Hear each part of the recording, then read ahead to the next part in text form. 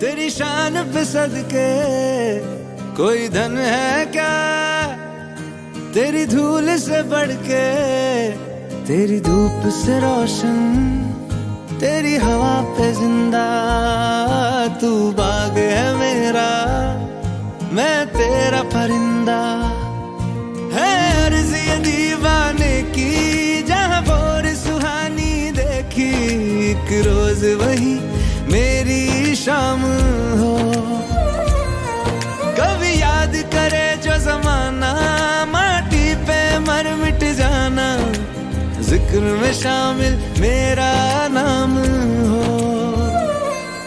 ओ देश मेरे तेरी शान पे सदके कोई धन है क्या, तेरी धूल से बढ़ के, तेरी धूप से रोशन, तेरी हवा पे जिंदा। तू बाग है मेरा, मैं तेरा परिंदा।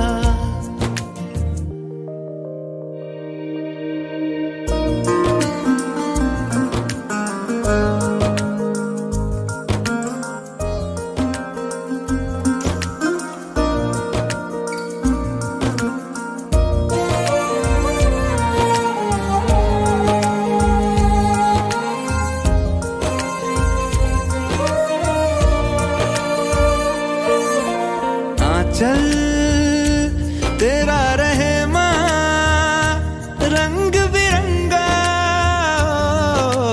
ऊंचा आसमां से तेरा तिरंगा। जीने की इजाजत दे दे या हुक्म शहादत दे दे, मंजूर हमें जो भी तू चुने। रेशम का हो मधुशाला या कफन सिपाही वाला, ओढ़ेंगे हम जो भी तू बुने। ओ देश मेरे तेरी शान पे सदके कोई धन है क्या, तेरी धूल से बढ़ के, तेरी धूप से रोशन, तेरी हवा पे जिंदा। तू बाग है मेरा, मैं तेरा परिंदा।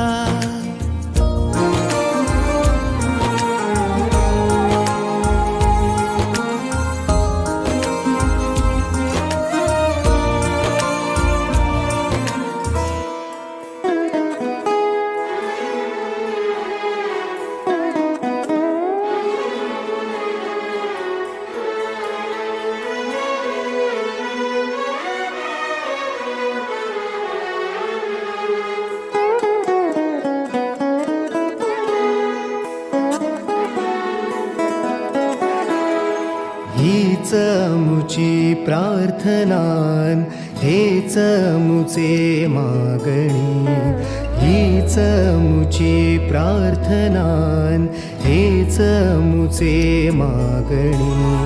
माणसाने माणसाशी माणसा सम वागणे।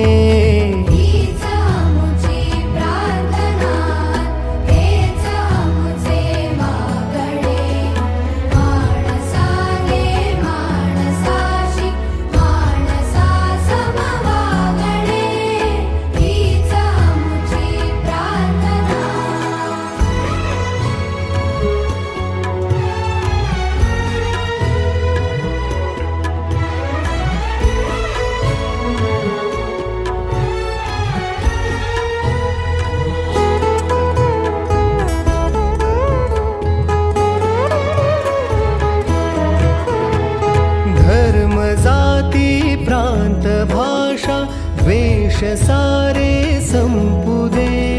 धर्म जाती प्रांत भाषा वेश सारे संपू दे। हरे कृष्ण कृष्ण कृष्ण हरे हरे।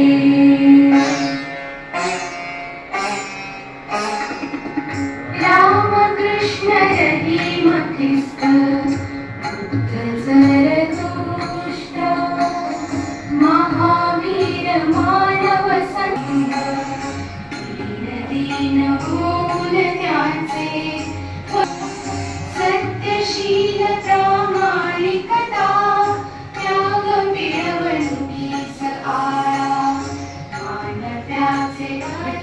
मय मूर्ती संस्था मान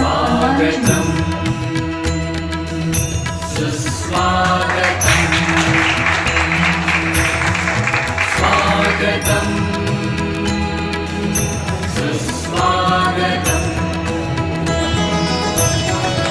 आज विद्या मंदिरी आठवड आले पाहुणे आज विद्या मंदिरी राठोर आले पाहुणे स्वागताला गुंफलेले शब्द झाले चांदणी स्वागताला गुंफलेले शब्द झाले चांदणी स्वागतम सुस्वागतम हो थोर आले पाहुणे स्वागतम सुस्वागतम हो शब्द झाले चांदणी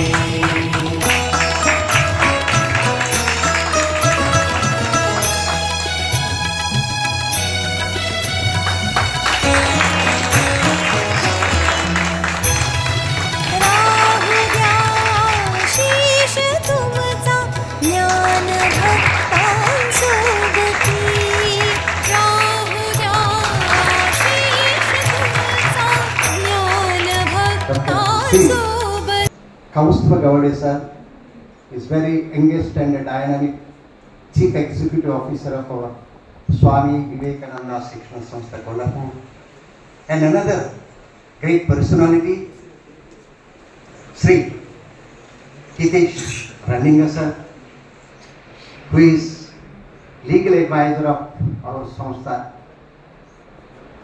Next, another dignitary, another great personality, our regional head,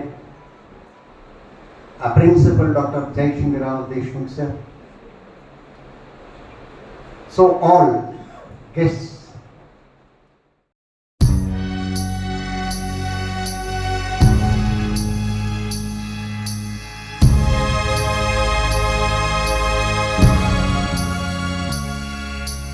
Vande Mataram Vande Mataram सुजला सुफला मलयज शीतला शस्य श्यामला मातरम वंदे मातरम वंदे मातरम. आज स्वामी विवेकानंद शिक्षण संस्थेच्या डॉक्टर बापूजी साळुंखे विधी महाविद्यालयात न्यायदेवतेच्या नवीन मूर्तीची उद्घाटन समारंभ आणि त्याचबरोबर नवीन कॉम्प्युटर लॅबचा उद्घाटन समारंभ आयोजित करण्यात आलेला आहे. यावेळी प्रसंगी मी सर्वप्रथम शिक्षण महर्षी डॉक्टर बापूजी साळुंखे, संस्था माता सुशीलादेवी साळुंखे आणि ज्या महामानवाच्या विचारांनी प्रेरित होऊन शिक्षण महर्षी बापूजी साळुंखेंनी संस्था स्थापन केली ते महामानव स्वामी विवेकानंद यांना मी प्रथम अभिवादन करतो. आज आपल्या या कार्यक्रमात आपल्याला लाभलेले प्रमुख पाहुणे आणि या कार्यक्रमाचे उद्घाटक आपल्या ह्याच महाविद्यालयाचे माजी विद्यार्थी माननीय न्यायाधीश माननीय BU चौधरी साहेब, त्याचबरोबर माझ्याबरोबर या कार्यक्रमाला आलेले संस्थेचे लीगल ॲडवायझर माननीय ॲडव्होकेट हितेश रानिंगा सर, मराठवाडा विभागाचे विभाग प्रमुख माननीय जयसिंगराव देशमुख सर, या महाविद्यालयाचे कर्णधार डॉक्टर कायला कृष्णमूर्ती सर, उपस्थित सर्वच गुरुदेव कार्यकर्ते, याला स्मरून असणाऱ्या न्यायदेवतेच्या मूर्तीचं उद्घाटन करतोय आणि ते देखील आपल्या संस्थेच्या एका माजी विद्यार्थ्याकडून. आणि ह्या कार्यक्रमाचं उद्घाटन करत असताना खरंच मनापासून मला खूप अभिमान वाटतो. शिक्षण महर्षी डॉक्टर बापूजी साळुंखे यांनी ही स्वामी विवेकानंद शिक्षण संस्था 1954 साली स्थापन केली आणि ज्ञान, विज्ञान आणि सुसंस्कार यासाठी शिक्षण प्रसार हे ब्रीद आपल्या गुरुदेव कार्यकर्त्यांना त्यांनी दिलं आणि महाराष्ट्राच्या 12 जिल्ह्यांमध्ये, कर्नाटकांच्या काही भागामध्ये ज्ञानदानाचं काम स्वामी विवेकानंद शिक्षण संस्थेच्या माध्यमातून सुरू झालं. आता ज्यावेळी आपण ज्ञान, विज्ञान आणि सुसंस्कार हे म्हणतो, मग अशी कृष्णमूर्ती सरांनी सांगितलं की नॉलेज आणि सायन्स म्हणजे ज्ञान आणि विज्ञान. बापूजींना अभिप्रेत असणारं ज्ञान आणि विज्ञान हे विद्यार्थी मित्रांनो वेगळं होतं. आपण कार्यक्रम सुरू होत असताना एक प्रार्थना म्हटली, त्याची सुरुवात झाली हरे राम हरे कृष्ण. पण ही कुठल्याही धर्माची, विशिष्ट धर्माची प्रार्थना नसून ही भारतीय संस्कृतीची प्रार्थना आहे. कारण की ह्यामध्ये जो विचार मांडला बापूजींनी तो राम कृष्ण रहीम ख्रिस्त बुद्ध झरतृष्ट आणि महावीर अशा मानव संतांचा विचार मांडून एक सुसंस्कारित पिढी घडवण्याचा विचार बापूजींनी मांडला. आणि त्यानंतर बापूजींनी आपल्याला पंचसूत्री दिली, ती होती सत्यशील प्रामाणिकता त्याग पिळवणुकी शाळा. सत्य म्हणजे ट्रुथ, शील म्हणजे चारित्र्य, प्रामाणिकता म्हणजे ऑनेस्टी, त्याग म्हणजे सॅक्रिफाईस. आपण ज्या मातीत जन्माला आलो, ज्या मातीच्या पोटी जन्माला आलो, ज्या देशात जन्माला आलो, त्यासाठी आपण त्याग भावनेने जगायला पाहिजे, बापूजींना अभिप्रेत होतं. आणि बापूजी स्वतः स्वातंत्र्य सैनिक होते. स्वातंत्र्यापूर्वी आपण जर आपल्या भारतीय समाज घटनेची जर रचना बघितली तर त्यावेळी काही घटक ज्यांच्याकडे ज्ञान आणि शिक्षणाची साधना होती, त्याची दारं त्यांच्यासाठी उघडी होती, ती कमजोर घटकांवरती अन्याय करायची, पिळवणूक करायची. तर ह्या शिक्षणाच्या माध्यमातून ह्या पिळवणूक प्रवृत्तीस आळा घालण्याचं काम आपल्या गुरुदेव कार्यकर्त्यांनी केलं पाहिजे. ह्या पंचसूत्रीला बापूजींनी ज्ञान ही व्याख्या दिली. या ज्ञानाच्या माध्यमातून एक आदर्श पिढी घडवायची असेल, ह्याचे आचरण करायचं असेल, ह्याचे इम्प्लिमेंटेशन, ह्याला विज्ञान हे बापूजींनी संबोधलं. आणि ह्या ज्ञान आणि विज्ञानाच्या माध्यमातून स्वामी विवेकानंदांच्या स्वप्नातील एक युवक घडवणं म्हणजे सुसंस्कार. हे ज्ञान, विज्ञान आणि सुसंस्कारात हे बापूजींना अभिप्रेत होते. आणि ह्याच तत्वज्ञानातनं आज देखील आपली स्वामी विवेकानंद शिक्षण संस्था काम करते. आज विद्यार्थी मित्रांनो, आपल्या जे बीज, जे रोपटं बापूजींनी लावलं, त्या रोपट्याचा वटवृक्ष होतोय. आणि साधारण ज्यावेळी बापूजींनी जे 280 शाखा त्या काळात निर्माण केल्या होत्या, आपले कार्याध्यक्ष अभयकुमार साळुंके साहेबांच्या अखत्यारीमध्ये, त्यांच्या मार्गदर्शनाखाली ह्या संस्थेचं वटवृक्ष झाला. आणि सर्वसाधारणपणे 410 शाखा आपल्या संस्कार केंद्र आपल्या स्वामी विवेकानंद शिक्षण संस्थेचे. आणि हे 410 संस्कार केंद्रातून दरवर्षी चौधरी साहेब, मला सांगायला अभिमान वाटतो, 5 लाख विद्यार्थी ज्ञानप्रसाधनाचं काम करतायत आणि 10,000 पेक्षा जास्त गुरुदेव कार्यकर्ते या ठिकाणी ज्ञानदानाचं काम करतात. ज्यावेळी मी गुरुदेव कार्यकर्ते म्हणतो, बापूजींनी गुरुदेव कार्यकर्ता ही पदवी आपल्या शिक्षकांना दिलेली. सर, मॅडम, शिक्षक ह्या पद्धतीने कधी आपल्या बापूजींनी ह्या आपल्या टीचिंग स्टाफला संबोधलं नाही, नॉन टीचिंग स्टाफला संबोधलं नाही. तर गुरुदेव कार्यकर्ता आपल्या भारतीय संस्कृतीमध्ये आपल्या गुरुला ते देवाचं स्थान दिलेलं आहे. आपल्या मनुष्यात असणारा देवी गुण हा त्या शिक्षकांनी जागर करायचा असतो आणि राक्षसी गुणाला, जे वाईट प्रवृत्ती आहे, त्याला बाजूला सारायची असते. ह्या गुरुदेव कार्यकर्ताच पुढे जाऊन समाज घडवू शकतोय, बापूजींना अभिप्रेत होतं. आणि म्हणून गुरुदेव कार्यकर्त्यांच्या माध्यमातून आज हा सगळा ज्ञानाचा जो रथ आहे हा पुढे घेऊन जाण्याचं काम आपण सगळे करतोय. येत्या काळात देखील आपण हे काम करायचंय. पण हे करत असताना बापूजींनी दिलेली उद्दिष्ट, तत्वज्ञान हे आपण बाजूला सारायचं नाही. आणि म्हणूनच आज जो काय कार्यक्रम आपण या ठिकाणी आयोजित केलेला आहे, आपल्या लोकशाहीला मजबूती देण्याचं काम जर कोण करत असेल तर त्या 4 पिलर्स पैकी एक सगळ्यात महत्त्वाचा पिलर असतो, तो म्हणजे लॉ.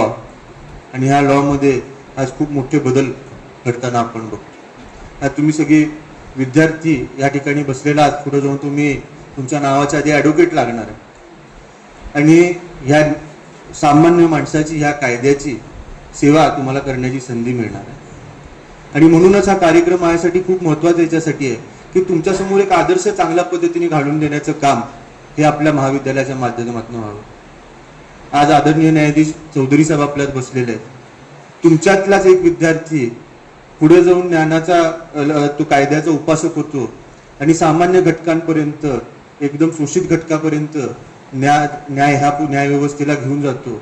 विद्यार्थी मित्रांनो, असेच आदर्श आपण जर आपल्यासमोर ठेवले तर येत्या काळात ही कायदा आणि सुव्यवस्था ही सामान्य माणसासाठी भक्कम होणार आहे. त्या न्यायव्यवस्थेला ताकद मिळणार. वकील खूप जण होतात, लॉ खूप जण करतात, पण लॉ करून तो जो केलेला अभ्यास आहे, ते जे घेतलेलं शिक्षण आहे, हे सामान्य माणसापर्यंत पोचवण्याचं काम जर आपण केलं तरच या न्यायाला, त्या न्यायव्यवस्थेला, आपल्या संविधानाला काहीतरी अर्थ असणार आहे. आणि म्हणून या वर्षी आपल्याला माहिती आहे, भारत सरकारने इंग्रजांनी जे गुलामगिरीतले जे कायदे आपल्या भारतावरती राबवलेले, जे कालबाह्य झालेले, त्या सगळ्या कायद्यांना त्यांनी कचऱ्याची टोपली दाखवली आणि इंडियन IPC, त्याचबरोबर CRPC आणि इतर जे कायदे होते त्याचं आता BNS या पद्धतीने त्यांचं आपण त्या ओळखले जाणार आहेत. आणि त्याचंच एक नवीन प्रतीक म्हणून आपल्या देशाचे चीफ जस्टिस न्यायमूर्ती चंद्रचूड साहेब यांनी न्यायदेवतेची नवीन मूर्ती त्या ठिकाणी आपल्यासमोर आणली. कृष्णमूर्ती सरांनी खूप चांगल्या पद्धतीने या मूर्ती काय प्रतीक आहे या मूर्तीचं हे त्यांनी आपल्याला सांगितलं. आपल्या भारतीय संस्कृतीनुसार, परंपरेनुसार त्या मूर्तीला, न्यायदेवतेला साडी नेसवलेली आहे. तिच्या हातातली तलवार काढून तिच्या हातात संविधान दिलेलं आहे. आणि ह्या दोन्हीच्या माध्यमात आणि त्यांच्या डोळ्याची पट्टी कानून अंधा होत आहे. आणि म्हणूनच तारीख पे तारीख हा जो डायलॉग होता, हा आता आपल्याला बाजूला सारायचा आहे.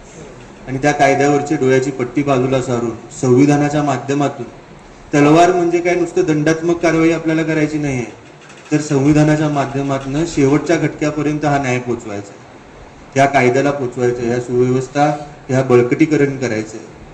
हे आपल्या चंद्रचूड साहेबांनी ह्या सगळ्या मूर्तीत हे सगळे आपले प्रिन्सिपल्स रुजवले.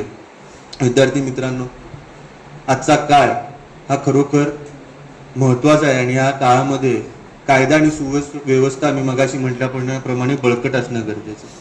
आणि हे बळकट करण्याचं सगळ्यात महत्त्वाचं काम भविष्यामध्ये तुमचं असणार. तुम्ही भविष्यात वकील होणार आहात, पण ते होत असताना तुम्ही ज्या महाविद्यालयातनं शिक्षण घेतलं त्या महाविद्यालयाचं नाव डॉक्टर बापूजी साळुंखे महाविद्यालय. आणि म्हणून आपण ज्या महाविद्यालयातून शिक्षण घेतलं त्यांनी आपल्याला कायद्याबरोबर जर काही शिकवलं असेल तर ते आपल्या भारतीय संविधानाला बळकटी देण्याचे संस्कार शिकवलेले. बापूजी एक स्वातंत्र्य सैनिक होते. स्वातंत्र्यासाठी त्यांनी आपल्या घरादारावर पाणी सोडलेलं आणि स्वातंत्र्य मिळाल्यानंतर मिळालेल्या स्वराज्याचं सुराज्य केलं पाहिजे, त्यासाठी ही स्वामी विवेकानंद शिक्षण संस्था त्यांनी स्थापन केली. आजचा काळ म्हणजे त्यावेळीचा काळ हा सगळ्या त्यागी पुरुषांचा काळ होता, क्रांतिवीरांचा काळ होता. आजचा काळ बदलत चाललेला आहे. आपल्या समोरचे आदर्श बदलत चाललेले आहेत. आणि हे बदलते आदर्श या कायद्या आणि सुव्यवस्थेचे सगळ्यात मोठे शत्रू आहेत.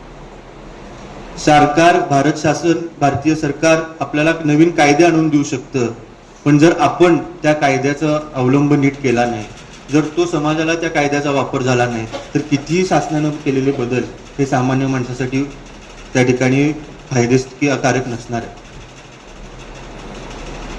आणि म्हणूनच ह्या मिळालेल्या स्वराज्याचं जर आपल्याला सुराज्य करायचं असेल तर नक्कीच हे कायद्याचे उपासक म्हणून, त्या संविधानाचे उपासक म्हणून चांगल्या पद्धतीने येत्या काळात आपण हे सुसंस्कार पुढे घेऊन जायचे. ह्या बदलत्या काळामध्ये त्या मोबाईलमुळे आमच्या सगळ्यांचे आदर्श बदलत चालले चौधरी.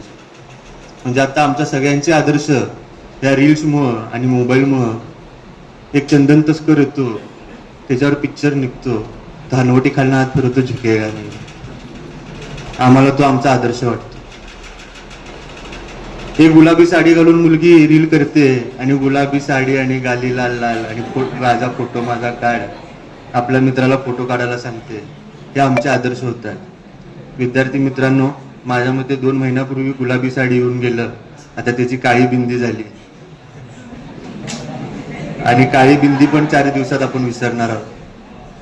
हे आदर्श जर आपण पाळले तर नक्कीच 4 दिवसासाठी आपल्याला लोक ओळखतील. पण जन्म जर आपल्याला लक्षात राहायचा असेल तर आपले आदर्श चांगले असले पाहिजे. शिक्षण महर्षी बापूजींचे आदर्श कोण होते? महात्मा गांधी होते, छत्रपती शिवाजी महाराज होते, राजश्री शाहू छत्रपती होते, डॉक्टर बाबासाहेब आंबेडकर होते, सावित्रीबाई फुले होत्या, ज्योतिबा फुले होते. म्हणून स्वामी विवेकानंद ही शिक्षण संस्था निर्माण झाली. महाराष्ट्राच्या 12 जिल्ह्यांमध्ये गेली. महाराष्ट्रात बापूजींना दैवत मानलं गेलं. आपण जर झुकेगा नाही साला केलं तर आपलं स्थान जेलमध्ये असणार आणि कुठं नसणार.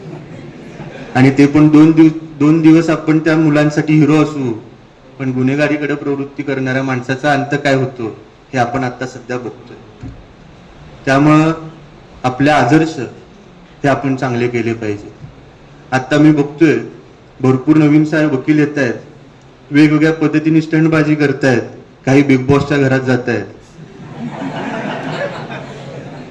आणि काही जण रील्स देखील करतात. विद्यार्थी मित्रांनो, तुम्हाला जर वकील व्हायचं असेल तर त्यासारखा वकील होण्यापेक्षा डॉक्टर बाबासाहेब आंबेडकरांसारखा वकील व्हा.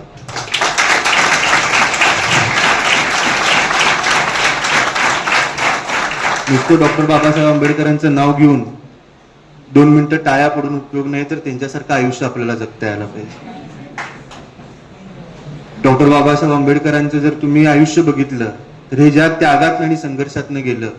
एक संघर्षातनं एक दलित विद्यार्थी शिकतो आणि मिळालेल्या ज्ञानामुळं तो हुरळून जात नाही. तो पैसे कमवून तो पैसे उधळपट्टी करत नाही, कुठल्या मर्सिडीज मधनं फिरत नाही, हेलिकॉप्टर मधनं फिरत नाही, तर स्वतःला या समाजासाठी अर्पण करून घेतो. बाबासाहेब आंबेडकरांच्या भरपूर गोष्टी आहेत.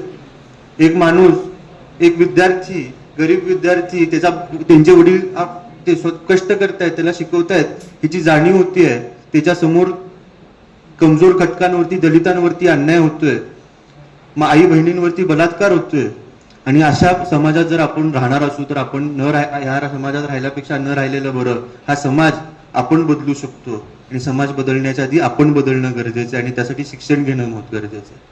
म्हणून डॉक्टर बाबासाहेब आंबेडकर शिक्षण घेतलं आणि ते बॅरिस्टर झाले. शिक्षण घेत असताना, अभ्यास करत असताना त्यांना पुस्तक मिळायचं नाही. वडील काबाड कष्ट करून कुठलं तरी पुस्तक त्यांना आणून द्यायचे. ते पुस्तक ते असं वाचायचे की उद्याही आपल्याला पुस्तक मिळणार नाहीये. त्यांनी एकदा पुस्तक वाचलं की ते त्यांच्या डोक्यात फिट व्हायचं आणि मग ते त्या पुस्तकात कुठल्या पानावरती कुठला शब्द आहे हे देखील आपल्याला सांगू शकत होते. विद्यार्थी मित्रांनो, त्यांची ती जिद्द होती, त्यांचं स्वप्न होतं की हा देश आपण बदलायचा, ही सामाजिक व्यवस्था, ही न्यायिक व्यवस्था आपल्याला बदलायची आहे. म्हणून हे शक्य होऊ शकलं. आता त्यांनी आपल्याला एक राजमार्ग दिलेला आहे, आपल्यासाठी रेड कार्पेट अंतरून दिलेलं आहे. त्या रेड कार्पेटचा आपण काय वापर करतो त्यावरूनच आपण ह्या सगळ्यांबद्दल कृतज्ञ आहे का नाही हे आपल्याला या येत्या काळात समजणार आहे. आज आपण सामाजिक व्यवस्था बघतोय, जसं आधीच्या काळात होतं की फक्त श्रीमंतांना न्याय मिळायचा, कायद्याची डोळ्यावरची पट्टी म्हणूनच काढली आहे की आता गोरगरिबांना देखील न्याय मिळाला पाहिजे. लोक अदालत सारख्या विविध स्कीम शासनाने आपल्यासाठी इंट्रोड्यूस केलेल्या आहेत. म्हणजे एका बॉलिवूड स्टारवर गोळीबार होतो आणि त्याला चांगल्या पद्धतीचं सिक्युरिटी मिळते. एका आमदाराचा खून होतो आणि 2 दिवसात त्याचे मारेकरी सापडतात. पण नरेंद्र दाभोळकरांसारखा एक विचारवंताचा खून होतो, डॉक्टर पानसरेंसारख्या एका विचारवंताचा खून होतो आणि 10-20 वर्ष त्यांचे गुन्हेगार, त्यांचे मारेकरी सापडत नाहीत. ही न्यायव्यवस्था आपली न्यायव्यवस्था आहे का? तर मुळीच नाही. आपल्याला ही न्यायव्यवस्था बदलायची. डॉक्टर बाबासाहेब आंबेडकरांनी संविधान लिहिलं, लाखो क्रांतिकारी हुतात्मे झाले आणि आपल्याला स्वराज्य मिळालं. आणि या स्वराज्याचा जर आपण असा वापर करणार असू तर नक्कीच ह्यांनी केलेल्या जे आपल्यासाठी त्याग आहेत, जे बलिदान आहेत, हे कुठेतरी व्यर्थ जातात का ह्याचा विचार, आत्मचिंतन आपण केलं पाहिजे. म्हणजे आई वडील आपल्याला शिकवतात, आपल्याला चांगली सुविधा देतात, नंतर आपण त्या आई वडिलांना रस्त्यावर सोडून देतो. आपण त्या आई वडिलांबरोबर बद्दल कृतज्ञ होतो. आई वडिलांपेक्षा जास्त त्याग ह्या क्रांतिकारांनी केलाय, ह्या हुतात्म्यांनी केलाय, डॉक्टर बाबासाहेब आंबेडकरांनी केलाय, छत्रपती शिवाजी महाराजांनी केलाय. आणि ह्या त्यागाला जर आपल्याला जोपासायचं असेल तर येत्या काळात ही कायदा व्यवस्था, कायदा आणि सुव्यवस्था, हे जे जस्टिस सिस्टीम आहे ही आपल्याला बदलली पाहिजे. आणि फक्त कोणतरी बदलेल, आपण एकटा फरक करून काय उपयोग आहे? दुसरा तसाच वागतोय, दुसरी लोक त्या पद्धतीनेच वागतायत, तर असं प्रॅक्टिस करून आपल्याला येत्या काळात चालणार नाही. खऱ्याला खरं, खोट्याला खोटं म्हणणारी पिढी आपण घडवायची आहे आणि ह्या पद्धतीने आपण नक्कीच येत्या काळात वाटचाल करू असं मला वाटतं. येत्या काळात जे काय कायद्यात बदल झालेले आहेत किंवा जे काय कायद्याने सुविधा आपल्याला प्राप्त करून दिलेल्या आहेत, जसं कायला कृष्णमूर्ती सर मगाशी म्हटले की लोकांना माहित नाही पोलीस स्टेशनमध्ये कसं जायचं, FIR कशी नोंदवायची, ऑनलाईन FIR नोंदवण्याची सुविधा आहे, सायबर क्राईम आहे, खूप ठिकाणी मुलींवरती अत्याचार होत आहेत, त्या अत्याचाराला वाचा कसा फोडावा ह्याबद्दल मुलींना माहीत नाहीये. तर ह्याबाबत कायद्याचे अभ्यासक म्हणून तुम्ही सगळ्यांनी ह्या सगळ्या सिस्टीम, लोक अदालत आहे, कन्झ्युमर कोर्ट सारखे फोरम्स आहेत की ज्याच्यामध्ये एका कन्झ्युमरचं प्रोटेक्शन केलं जातं. तर त्या सगळ्या ज्या सिस्टीम्स आहेत ते येत्या काळात आपण शेवटच्या घटकापर्यंत पोहोचवण्याचा प्रयत्न ही सगळे आपण करू. येत्या काळात तुम्ही प्रॅक्टिस कराल, काही तुमच्यातले न्यायाधीश होतील, न्यायमूर्ती होतील, हायकोर्ट जजेस होतील, सुप्रीम कोर्ट जजेस होतील, काही खूप मोठे तुम्ही बॅरिस्टर व्हाल. पण त्या बॅरिस्टर जरी तुम्ही ॲडव्होकेट झाला तरी चांगल्या आदर्श पद्धतीने प्रॅक्टिस करा. आपल्याला माहीत असतं चुकीचं कोण आहे, अशा चुकीच्या माणसाची वकिली आपण करू नये. हे जर एक प्रिन्सिपल एथिक, म्हणजे मी तुमच्या धंदा तुम्हाला काही शिकवणार नाही, लिगल ॲडवायझर आमचे इथं बसलेले आहेत सर, तुम्ही अशा पद्धतीने विचार न करता आमची बाजू घ्या. पण तरी देखील चांगल्या पद्धतीनं वकिली आपण करू. ह्या लोकांनी जे आदर्श आपल्याला घालून दिलेले आहेत, जे संविधान आपल्यासाठी डॉक्टर बाबासाहेब आंबेडकरांनी दिलेले आहे, त्या सगळ्याचा अतोनात आदर करून नवीन येणारी जी लीगल सिस्टीम आहे, ही कायदा व्यवस्था आहे, ही शेवटच्या घटकापर्यंत पोहोचवण्याचा आपण प्रयत्न करू. एवढीच इच्छा मी तुमच्यासमोर व्यक्त करतो. पुन्हा एकदा शिक्षण महर्षी डॉक्टर बापूजी साळुंखे यांनी जो काय कार्य केले, त्याग केलेला आहे, ह्याचा मी मानापासून मानाचा मुजरा करतो. संयोजकांनी, पूर्ण लॉ कॉलेजच्या टीमनं हा खूप चांगला कार्यक्रम आयोजित केला, त्याबद्दल सगळ्या टीमचं मी मनापासून आभार मानतो. आणि तुम्हा सगळ्या विद्यार्थ्यांना मी तुमच्या पुढील वाटचालीसाठी मनापासून शुभेच्छा देतो आणि या ठिकाणी थांबतो. धन्यवाद. जय हिंद, जय महाराष्ट्र, जय बापू. Thank you, sir, for your words of wisdom. Now I invite the chief guest, Honorable Shri B.U. Chaudhary, sir, Civil Judge. Tributes to Chhatrapati Shivaji Maharaj, Swami Vivekananda,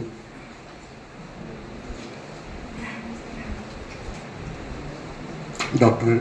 Babasaheb Ambedkar, Rajarshi Shahu Maharaj, and Shikshan Maharshi Dr. Bapuji Salunkhe. I have an immense pleasure to be with you.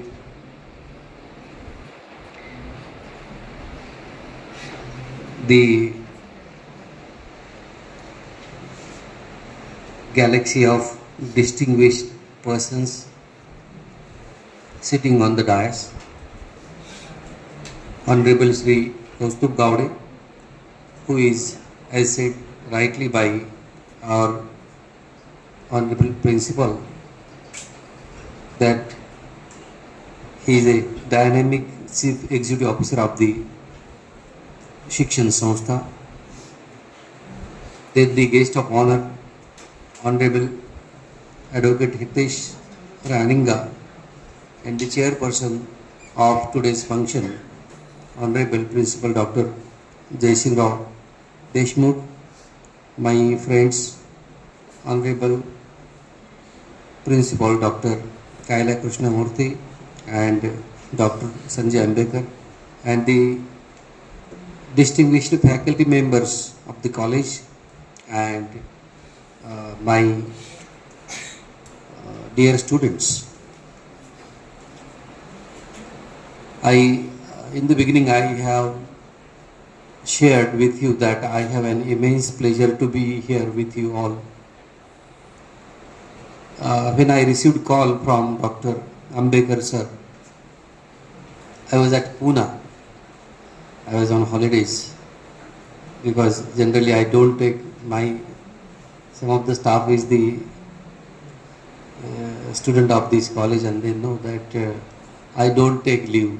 I generally go on doing my work, because when I was a child, I had read somewhere that work is worship. And that work is worship is still flowing in my blood. Therefore, I generally don't go on holidays or don't take leave.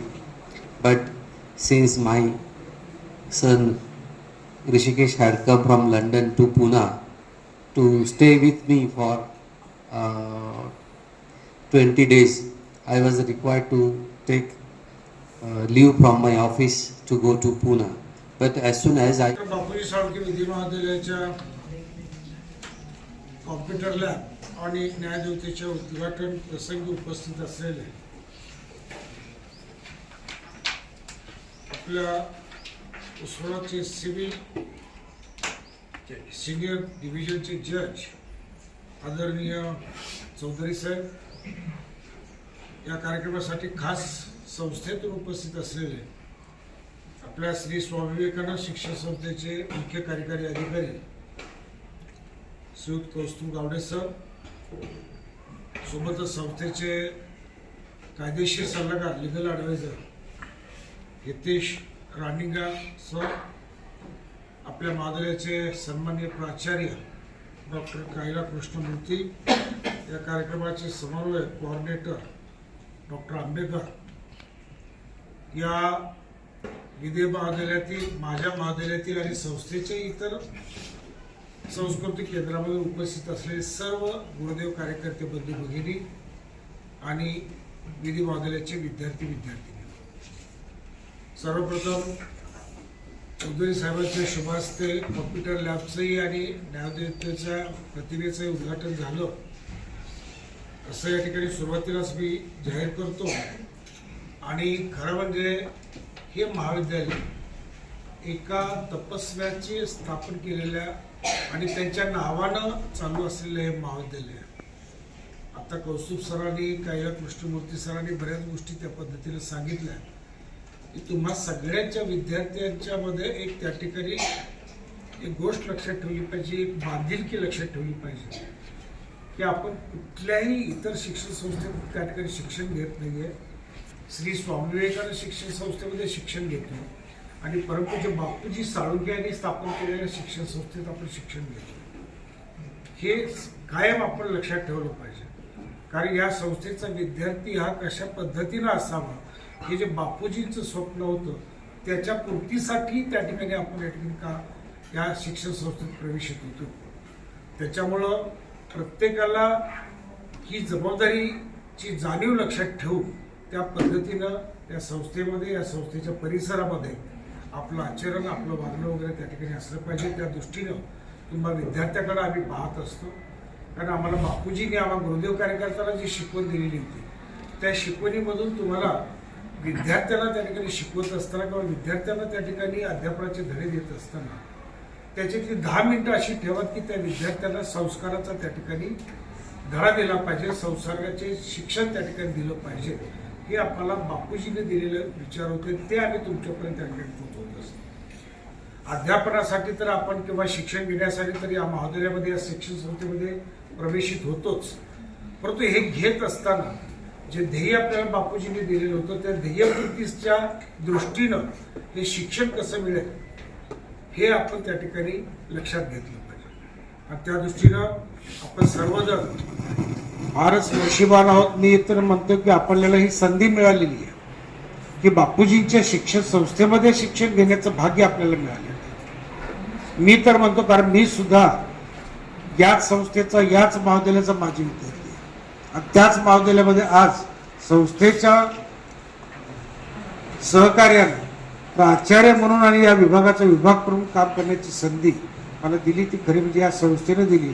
आणि ती संस्था म्हणजे बापूजींची शिक्षण संस्था. म्हणून मी साहेबांना सुद्धा मग औपचारिक बोलताना मी बोललो होतो, जर बापूजी या शहरामध्ये आले नसते आणि हे महाविद्यालय जर त्यावेळेस निघालं नसते तर असे कितीतरी माझ्यासारखे विद्यार्थी आहेत की ते विद्यार्थी त्या ठिकाणी पदवीधर, पदव्युत्तर, पुन्हा त्या पद्धतीने चांगलं शिक्षण, उच्च शिक्षण घेऊ शकले नसते. साहेब, मला एक या निमित्त आठवण सांगायची आहे.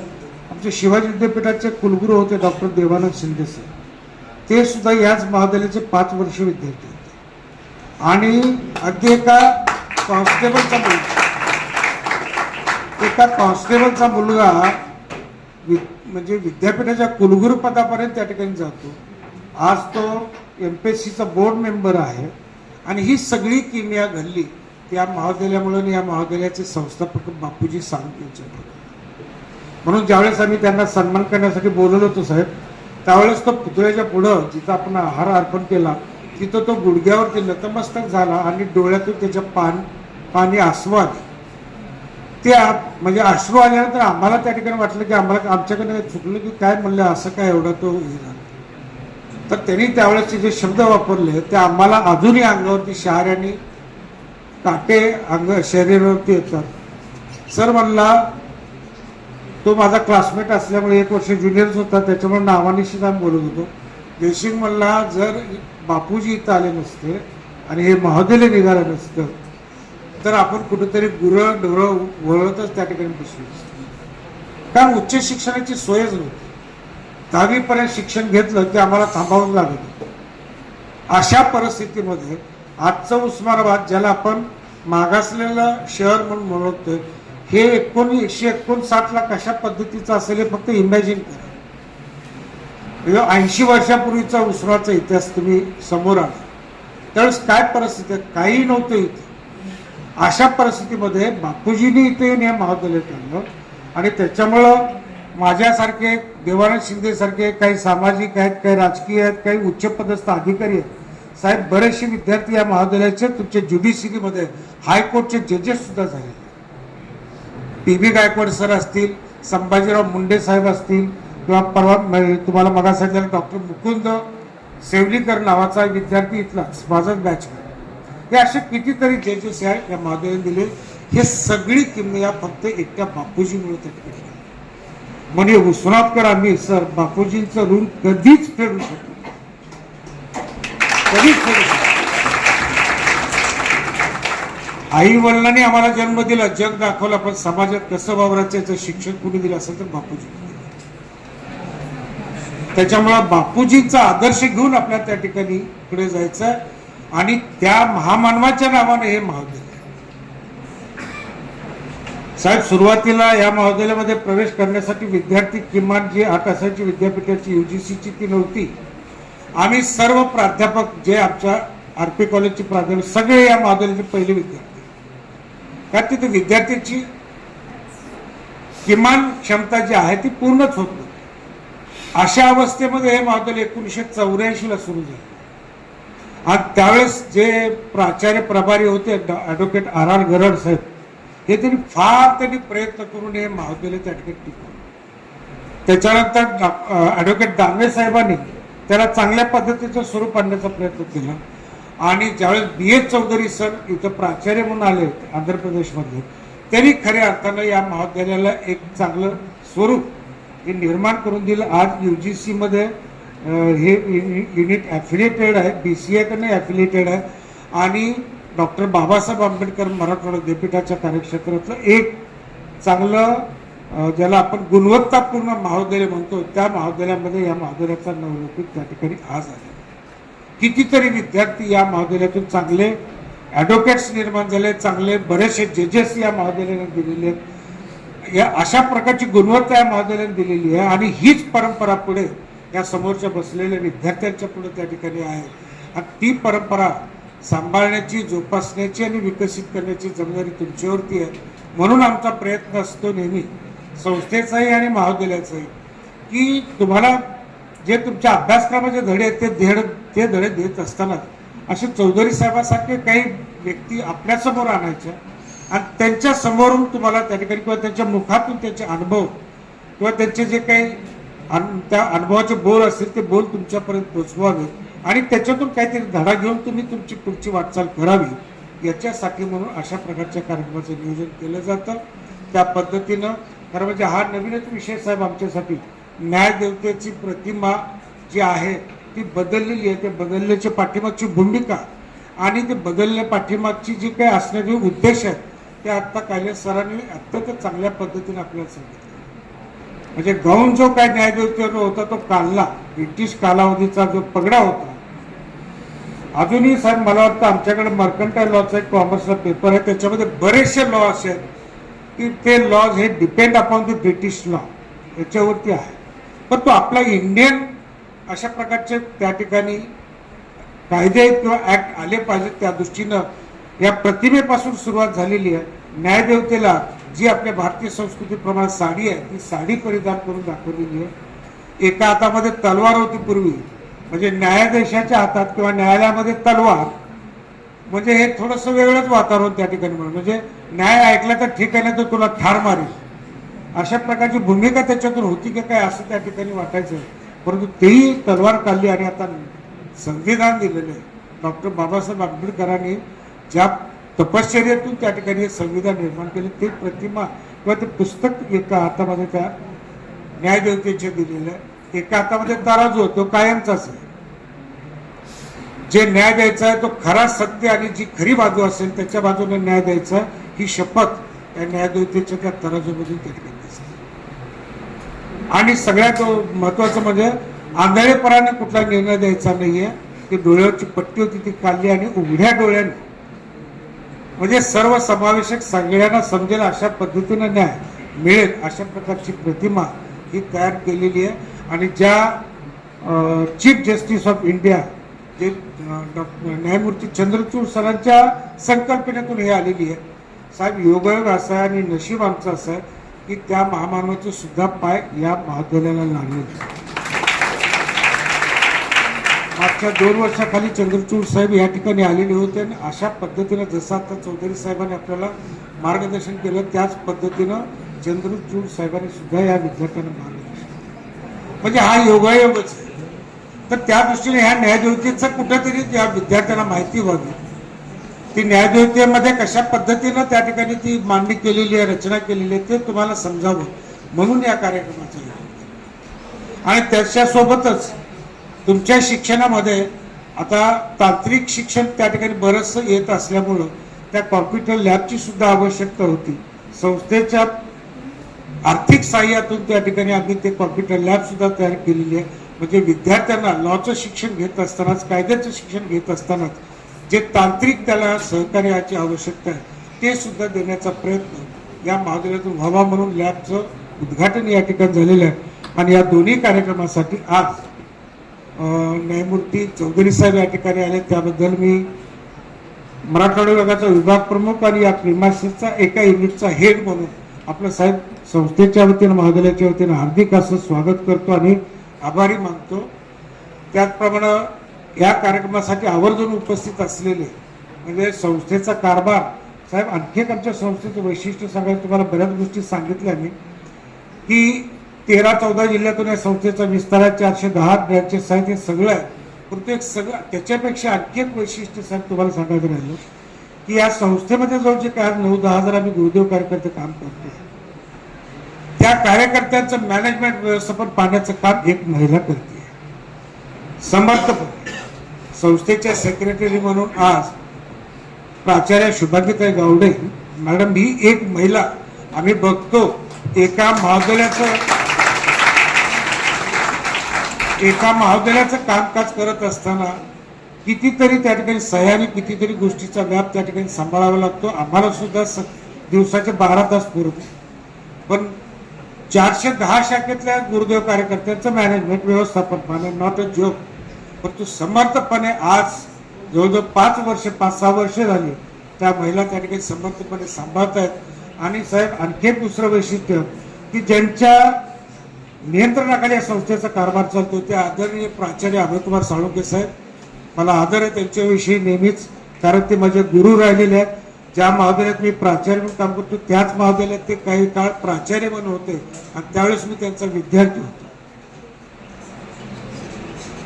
त्याही साहेब त्यांनाही आम्ही आग्रह केला होता परंतु प्रकृती अस्वस्थ्यामुळे आले नाहीत. परंतु त्यांची प्रतिमा किंवा त्यांचं व्यक्तिमत्व पाहिलं की बापूजींचा जो त्याग होता तो त्याग वारसानं कशा पद्धतीनं पुढे जातो त्याचं मूर्तिमंत उदाहरण म्हणजे अभयकुमार साळुंके साहेब. एवढ्या मोठ्या संस्थेचे आज मालक, एवढ्या मोठ्या संस्थेच्या त्या ठिकाणी संस्था चालक, परंतु पाया एक पॅन्ट आणि अंगामध्ये एक नेहरू शर्ट त्याच्याशिवाय दुसरा पोशाख नाही. साहेब हातात त्यांना आणखी तुम्हाला दिसणार नाही, कुठलं काय दिसणार नाही.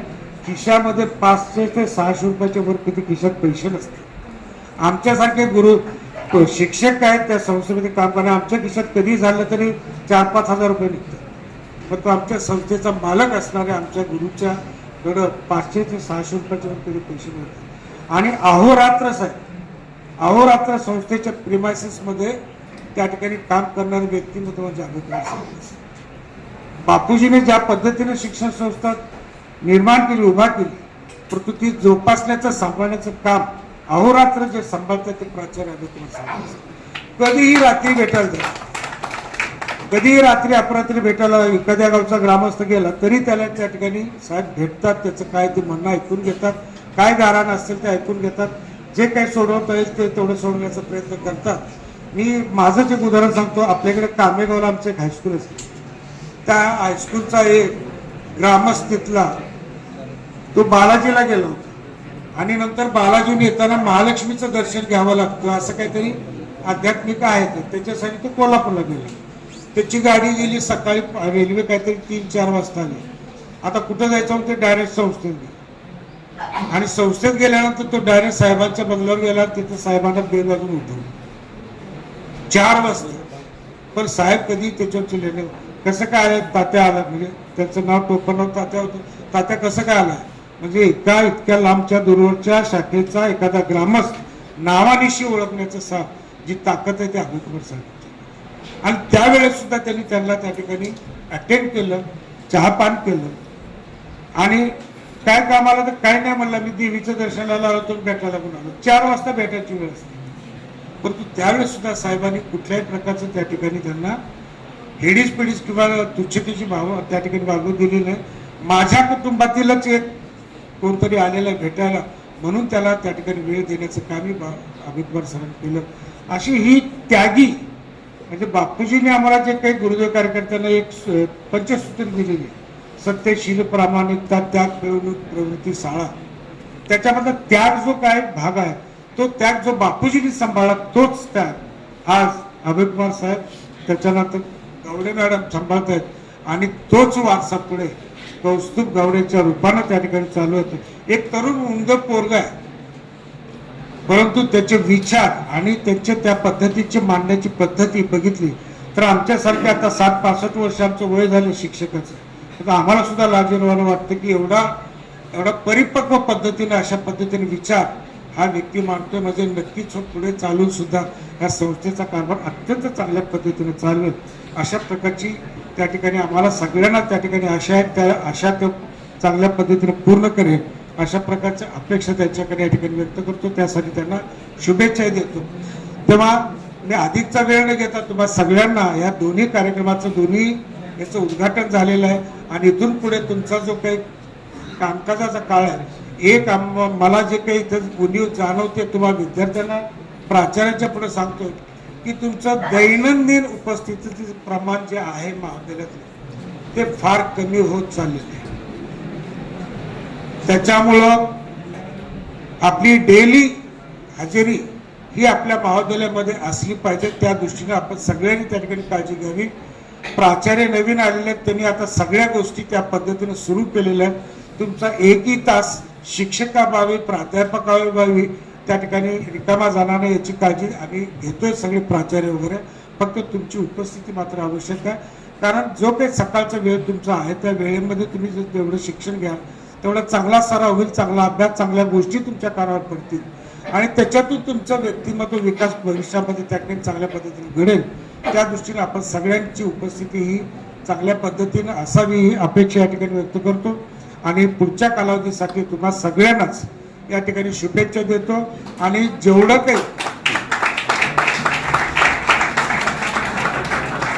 जेवढ्या काही शैक्षणिक सुविधा तुम्हाला उपलब्ध करून देता येतील तेवढ्या संस्थेच्या माध्यमातून आम्ही या ठिकाणी देण्याचा प्रयत्न करतोय आता प्री लॉ तुमच्याकडे डिग्री लॉ आहे PG लॉ आहे परंतु आणखी एक त्या ठिकाणी की तुम्हाला विद्यार्थ्यांना इथंच रिसर्च सुद्धा तुम्हाला करता येईल त्याच्यासाठी रिसर्च सेंटर सुद्धा आणण्याचा आम्ही प्रयत्न करतोय फक्त तुमचं योगदान चांगल्या पद्धतीने असावं आणि जो प्रतिबिंब आज विद्यापीठामध्ये तुमच्या महाविद्यालयाचं जे चांगलं झालेलं आहे त्याला कुठेही तडा जाणार नाही याची काळजी आपण सगळ्यांनी घ्यावी एवढंच आवाहन या निमित्तानं करतो आपल्या सगळ्यांना परत एकदा शुभेच्छा देतो या ठिकाणी आपले चीफ गेस्ट म्हणून आपलेले माननीय न्यायमूर्ती चौधरी साहेब आमचे संस्थेचे CEO श्री कौस्तुभ सर आपले आपले सर्वांचे लाडके देशमुख सर, आणखी प्राचार्य सर. आज मी खूप आनंदी झालो की मी पण एक लॉ कॉलेजचा आपल्यासारखाच विद्यार्थी होतो.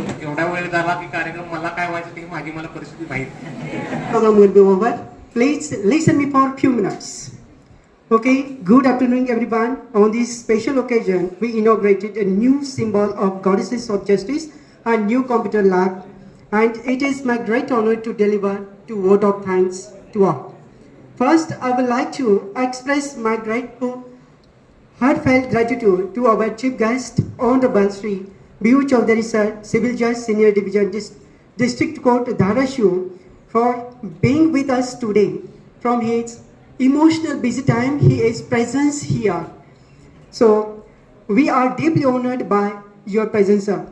Second, I also extend my sincere thanks to Shri Kaustubh Gavde Sir, Chief Executive Officer, for joining us as our distinguished guest, and he has delivered good speech for us, and it was inspiring for us, motivational for us. Definitely, whatever his intention will fulfilled in our institution through enriching the legal knowledge with the society.